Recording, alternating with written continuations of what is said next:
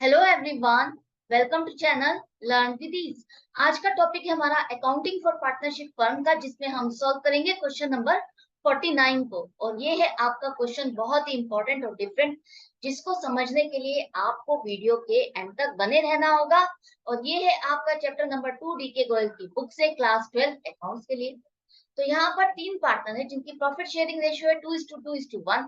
Fixed capital है 4 लाख, 2.5 लाख और 1 लाख रुपए, और पूरे साल का प्रॉफिट है 2,20,000 रुपए, जो कि उन्होंने डिस्ट्रीब्यूट कर दिया कुछ ट्रांजेक्शन्स को रिकॉर्ड करे बिना।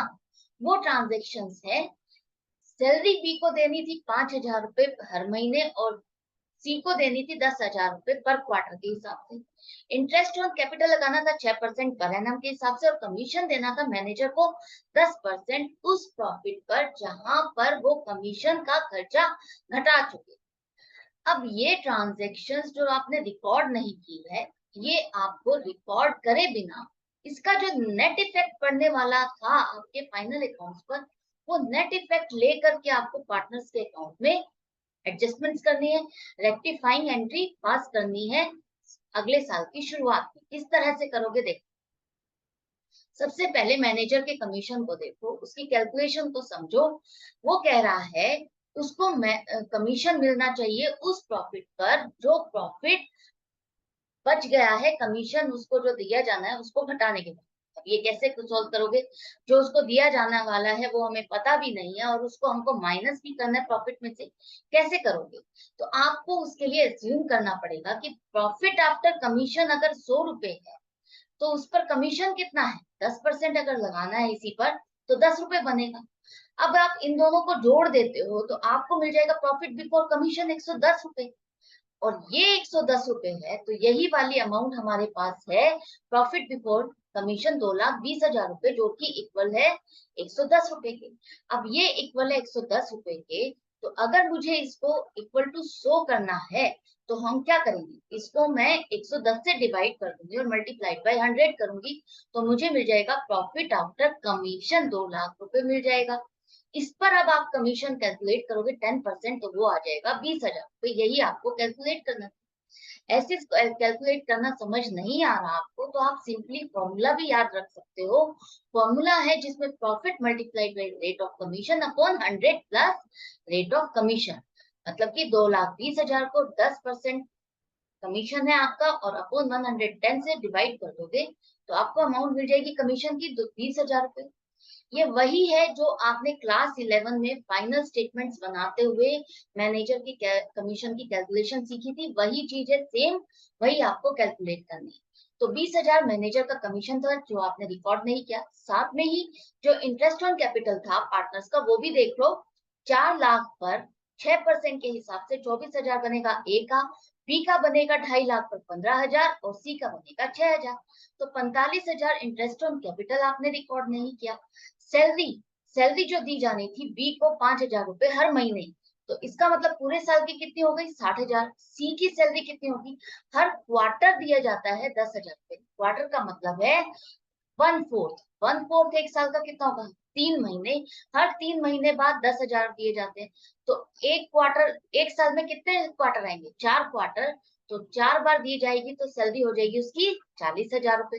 तो टोटल सैलरी जो डलनी चाहिए थी 1 लाख रुपए, वो भी नहीं डाली, और मैनेजर का कमीशन 20,000 रुपए, वो भी बुक्स में खर्चा नहीं डला। तो टोटल खर्चा जो आपको डालना था 1,65,000 रुपए, वो आपने रिकॉर्ड नहीं किया बुक्स में। अब यहाँ पर देखो, यहाँ इस खर्चे का अगर आप रिकॉर्ड करते तो कहाँ कहाँ इफेक्ट आता है। सबसे पहले इंटरेस्ट ऑन कैपिटल आपको पता है, करंट अकाउंट में आप ट्रांजेक्शन्स का एडजस्टमेंट्स करोगे जितने भी पार्टनर्स के अकाउंट में। इंटरेस्ट ऑन कैपिटल आपका खर्चा है, और ये एडिशन होता है आपके पार्टनर्स के कैपिटल अकाउंट में, करंट अकाउंट में आप एडिशन करोगे, क्योंकि ये उनकी कैपिटल में ही एडिशन माना जाता है। इसके बाद जो सैलरी दी जाती है वो भी पार्टनर्स के कैपिटल में एडिशन की जाती है, उनको क्रेडिट किया जाएगा, लेकिन ये खर्चा डेबिट करोगे। इसी तरह से जो मैनेजर का कमीशन बनता है, वो भी एक खर्चा है जिसे आप डेबिट करते हो, और वो आपने अभी दिया नहीं होता, आउटस्टैंडिंग मैनेजर कमीशन अकाउंट को आप क्रेडिट करते हो। जिस तरह से सैलरी आपको पे करनी होती है, और आप सैलरी के अकाउंट खर्चे में आप उसको ऐड कर देते हो या खर्चा डालते हो, लेकिन जो पेबल है वो आपका बैलेंस शीट पे जाता है। सैलरी पेबल आप बैलेंस शीट में लेके जाते हो या सैलरी आउटस्टैंडिंग लिखते हो वो भी बैलेंस शीट में लेके जाते हो, ये आपकी लाइबिलिटी है जो कि आपको मैनेजर को कमीशन देना है। उसको खर्चा, ये जो उसको मिलना चाहिए था, ये खर्चा बिजनेस का खर्चा है, उसको आप लाइबिलिटीज में शो करोगे। अब जो आप पार्टनर्स के रिलेटेड खर्चा है, जो पार्टनर्स को आपको देना था, वो हम एप्रोप्रिएशन में लिखते हैं, एप्रोप्रिएशन में कवर करते हैं, एप्रोप्रिएशन में डेबिट करोगे, दोनों खर्चे को क्लियर हो जाएगा। लेकिन जो ये मैनेजर का कमीशन है वो आप दूसरे बिजनेस के खर्चे की तरह प्रॉफिट एंड लॉस अकाउंट में दिखाते हो। प्रॉफिट एंड लॉस अकाउंट में डेबिट साइड पर लिखोगे 20,000 रुपए, और ये मैनेजर का कमीशन आपका क्लोज हो जाएगा, ये वाला अकाउंट। अब यहाँ पर ये 20,000 रुपए आपको लेस करने के बाद, 2,20,000 रुपए में से ये लेस करने के बाद 2 लाख रुपए एप्रोप्रिएशन में डालने थे। उस 2 लाख रुपए में से भी ये वाला खर्चा जो आपका 1,45,000 का पार्टनर से रिलेटेड है, वो एडजस्ट करने के बाद प्रॉफिट डिस्ट्रीब्यूट करना था, लेकिन वो नहीं किया। उससे क्या हुआ, पार्टनर्स के पास प्रॉफिट किसी के पास ज्यादा गया, किसी के पास कम गया, इम्बैलेंस हो गया। अब आपको वही बैलेंस करना है, देखना है किसके पास वो प्रॉफिट ज्यादा चला गया है, किसके पास कम चला गया है, किसको कितना देना होगा, क्या लाइबिलिटी किसको एडजस्ट करनी होगी। तो यहाँ पर सारा का सारा जो ये खर्चा है 1,65,000 रुपए का, वो अब पार्टनर्स में एज ए लॉस डिस्ट्रीब्यूट करोगे आप, क्योंकि ये खर्चा है जो कि एडजस्ट होना था प्रॉफिट के अगेंस्ट, वो नहीं हुआ, तो ये खर्चा भी अब उनको ही बियर करना होगा। 2:2:1 की रेशियो में अगर आप डिस्ट्रीब्यूट करते हो तो तीनों पार्टनर के अगेंस्ट कितना कितना लॉस जाएगा वो आपको मिल गया है 66,000। ए को, बी को मिलेगा 66,000 और सी को मिलेगा 33,000। ये लॉस है, उनके अकाउंट्स में डेबिट होगा, और प्रॉफिट एंड लॉस एप्रोप्रिएशन को आप क्रेडिट कर दोगे तो ये अकाउंट क्लियर हो जाएगा। अब आपको वो टेबल बनानी है जहां पर आप नेट इफेक्ट निकाल सकते हो। तो सबसे पहले इंटरेस्ट ऑन कैपिटल जो कि क्रेडिट करते हो आप, उसे लिखो 24,000, 15,000, 6,000। इसके बाद जो सैलरी है वो भी आप क्रेडिट करते हो, जिस जिस पार्टनर में ऐड होनी है वहां वहां लिखो। अब जो मैनेजर को कमीशन देना है वो आप क्रेडिट करोगे आउटस्टैंडिंग कमीशन में। एक तरह से लाइबिलिटी है, इस लाइबिलिटी को अब बियर किसको करना है, जो आपने एडजस्ट नहीं की प्रॉफिट एंड लॉस अकाउंट में, और उसकी जगह वो प्रॉफिट एक्सेस आपने पार्टनर्स में डिस्ट्रीब्यूट कर दिया, तो किसी के पास तो एक्सेस वो प्रॉफिट चला गया है ना, तो वही इस लाइबिलिटी को बियर भी करेगा। वही आपको फाइंड करना है कि ये जो नेक्स्ट फोर्थ कैंडिडेट खड़ा हो गया मैनेजर का कमीशन, ये कौन बियर करेगा, इसलिए ये क्रेडिट में आप इसको भी एक कैंडिडेट खड़ा करोगे।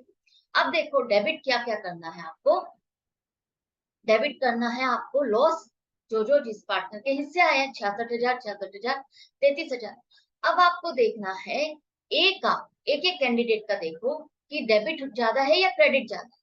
तो ए का अगर आप देखते हो यहाँ पर क्रेडिट कम है, डेबिट ज्यादा है, मतलब कि इसके पास प्रॉफिट ज्यादा चला गया है, और इसको अब एडजस्ट करना होगा, इस प्रॉफिट को हमें रिवर्स लेना होगा। तो 42,000 जो इसके पास एक्सेस गया है, इसके अकाउंट को हम डेबिट करेंगे, इससे हम वापस लेंगे। अब ये जो सारी एडजस्टमेंट्स करने के बाद देखा गया तो बी का बनता है 9,000 रुपए, क्रेडिट उसका ज्यादा है, डेबिट कम, इसका मतलब उसको प्रॉफिट ज्यादा मिलना था 9,000 रुपए, जो कि उसको कम मिला है। तो अब हम उसके अकाउंट को 9,000 से क्रेडिट करेंगे। इसी तरह से सी को देखो, उसको मिलना था क्रेडिट ज्यादा, डेबिट कम होना था, लेकिन उसको कम मिला, तो हम इस 13,000 रुपए से उसके अकाउंट को भी क्रेडिट कर देंगे। ऐसे ही जो ये आउटस्टैंडिंग कमीशन है ये भी क्रेडिट है, ये भी आप क्रेडिट करोगे।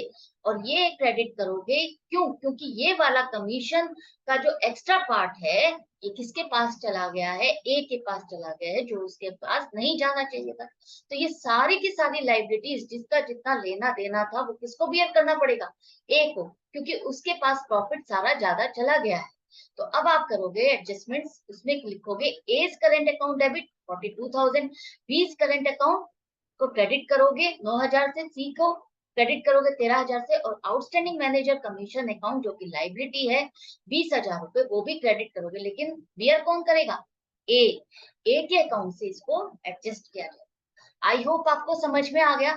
चाहे वो एप्रोप्रिएशन से रिलेटेड एडजस्टमेंट हो, आपने वहां मिस्टेक की है, पार्टनर से रिलेटेड, या कोई बिजनेस का खर्चा है जिसे आप प्रोवाइड करना ही भूल गए हो, लगाना ही भूल गए हो, प्रॉफिट में से लेस करना ही भूल गए हो, तो आप किस तरह से एडजस्टमेंट करोगे, आपको वहां पर घबराना नहीं है। सिंपली उसी तरीके से आपको फॉर्मेट बनाना है, आपको देखना है कि ये खर्चा कहाँ एडजस्ट होना है, किसको देना है। अब किसके पास ये प्रॉफिट ज्यादा चला गया है, उसी के अकाउंट को आपको डेबिट कर देना है।